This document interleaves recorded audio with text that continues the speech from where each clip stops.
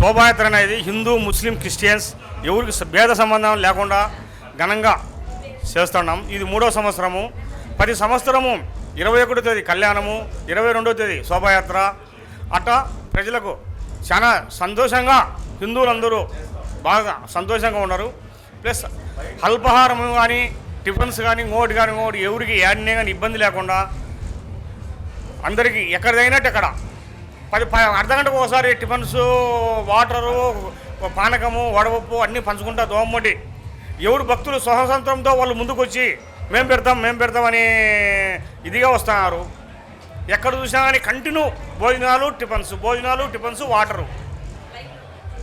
చాలా భక్తులు స్వతంత్రంగా నేను పెడతాను ముందుకు వస్తున్నారు.